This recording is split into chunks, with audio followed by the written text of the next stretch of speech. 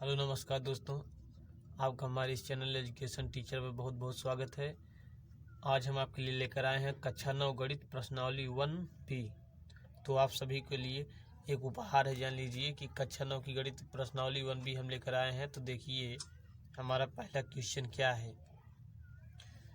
प्रश्नावली 1B का पहला क्वेश्चन है, निम्नलिखित पूर्णांकों की योगात्मक प्रतिलोम लिखिए। तो आप लोगों को मैंने पिछले अध्याय में बताया था कि योगात्मक प्रतिलोम लिखने के लिए सर्वप्रथम क्या करते हैं, कोई भी संख्या दी गई हो उसके आगे सिर्फ माइनस लगा देते हैं, या फिर उसमें ऐसी संख्या जोड़ें कि उसका मान जो है 0 हो जाए। तो हमारा पहला प्रश्न है, निम्नलिखित पूर्णांकों के योगात्मक प्रतिलोम लिखिए। तो उसमें दिया गया है पहला जो है -7, 0, 1, -a + b। तो देखा दोस्तों आप लोगों ने किस तरह दिया गया है। तो आप लोग देखिए इसका कि -7 का योगात्मक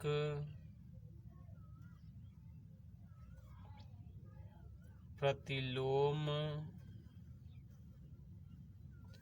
बराबर 7 हो जाएगा, क्योंकि -7 में +7 करेंगे 0 आ जाएगा। देखिए दोस्तों आप लोग देखिए, दूसरा देखिए 0 का योगात्मक प्रतिलोम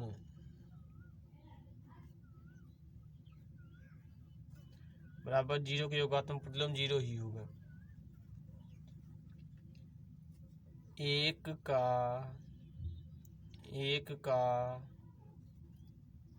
योगात्मक प्रतिलोम 1 का योगात्मक प्रतिलोम बराबर हो जाएगा हमारा जो है -1। तो देखा आपने दोस्तों किस तरह हम अध्याय को हल कर रहे हैं। उसी में है -a + b का योगात्मक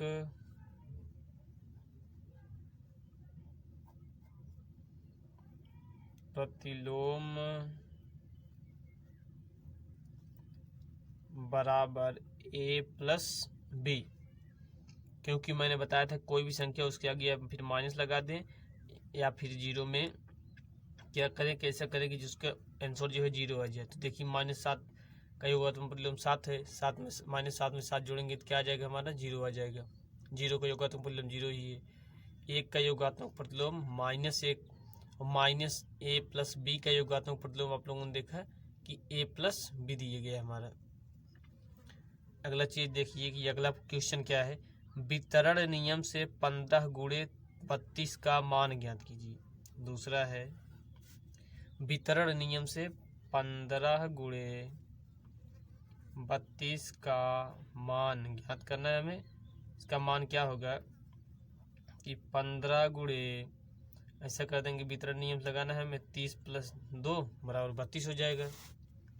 तो 15 गुणा एक बार 30 में करेंगे, फिर यहाँ पर प्लस लगा देंगे, फिर 15 का गुणा किस में करेंगे, 2 में करेंगे। तो 15 × 3 = 45, 450 हो गया, प्लस 15 दूनी 30 बराबर कितना आ गया, 480। तो यही हमारा वितरण के नियम से क्या हो गया, वितरण नियम से 15 × 32 का मान निकला है 480। ठीक है दोस्तों, अगले क्वेश्चन की तरफ हम लोग चलते हैं। Question number 3।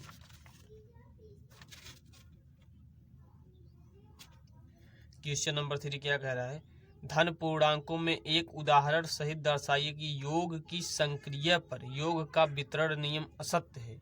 मतलब कि योग की संक्रिया पर ही योग का वितरण नियम जो है असत्य हो जाता है, ये दर्शाना है। माना हम लोग मान लेते हैं कि माना 3 + 4 + 5 बराबर 3 + 4 में 5 जोड़ेंगे 9 हो जाएगा। उसके बाद बराबर 12 आ गए, तो 12 आ गया हमारा। लेकिन देखिए वितरण के नियम से हमें दर्शाना, तो इसका दूसरा रूप देखेंगे, 3 + 4 + 5 का असत्य करना है वही ने।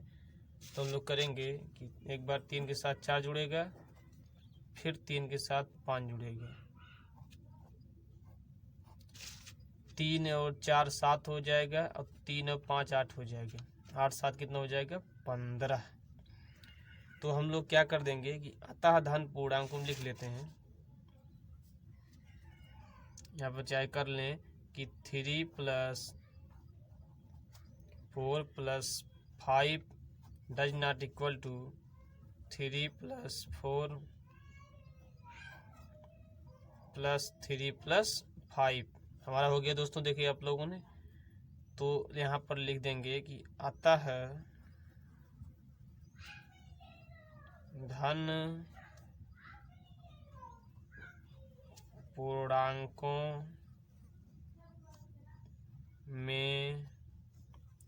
पूर्णांकों में योग की संक्रिया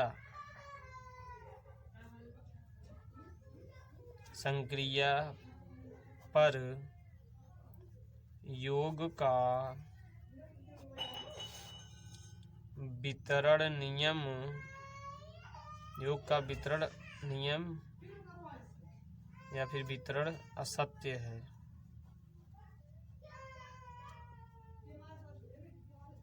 योग का वितरण क्या है हमारा, असत्य हो गया।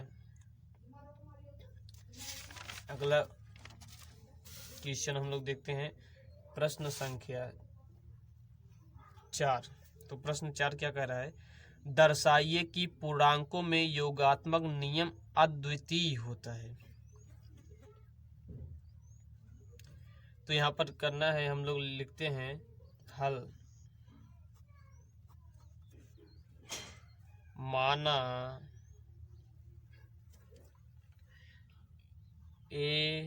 एक पूर्णांक है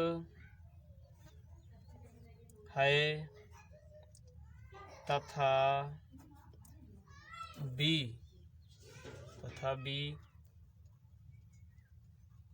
दूसरा पूर्णांक है, तब माना a एक पूर्णांक है तथा b दूसरा पूर्णांक है, तब क्या होगा हमारा, इसको दोनों को जोड़ेंगे कि a + b बराबर 1 लिखेंगे, एक पूर्णांक, और b + a बराबर 1 पूर्णांक।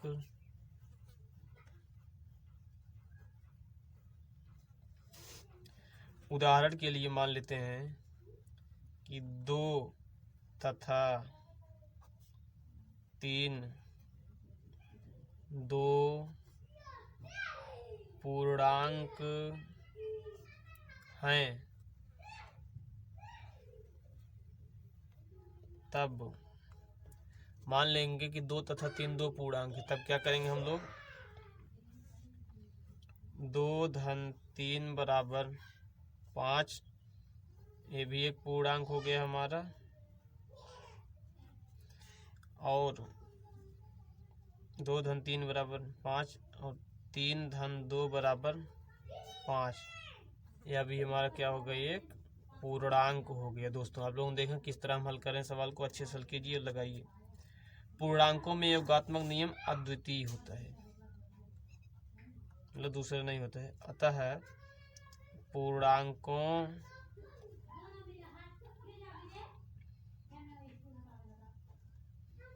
पूर्णांकों में योगात्मक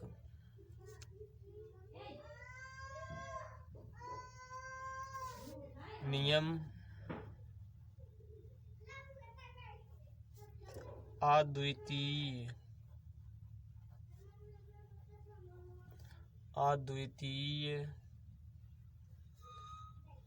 होता है। प्रश्न नंबर 5 है हमारा, देखिए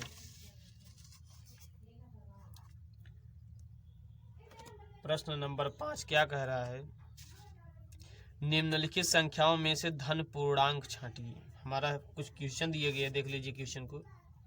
8 - 6 कामा 2 माइनस 5 कामा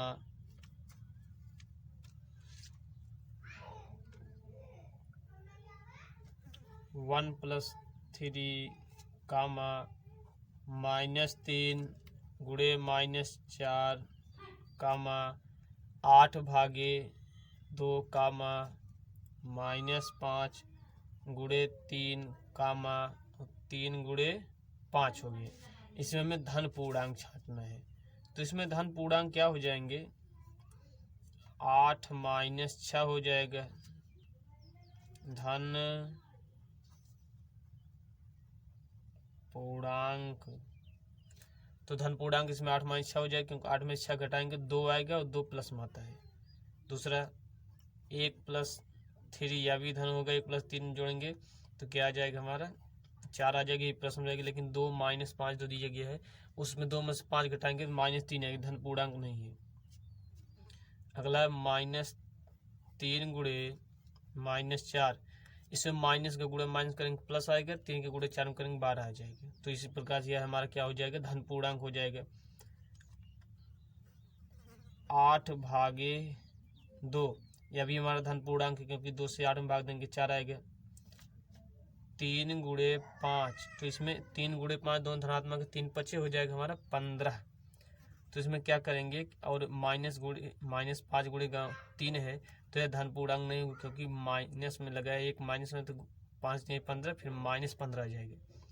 इस प्रकार दोस्तों आप लोगों ने देखा हमारे इस चैनल एजुकेशन टीचर द्वारा कक्षा 9 की गणित प्रश्नावली 1B। तो आगे भी इसी तरह बने रहिए। हमारे इस चैनल को ज़्यादा से ज़्यादा लाइक शेयर और सब्सक्राइब कीजिए, और सब्सक्राइब करना ना भूलें, और लाइक करना ना भूलें, शेयर करना ना भूलें, ताकि हम लोग अधिक से अधिक आप लोगों के लिए अच्छी से अच्छी वीडियो ला सकें। जय हिंद।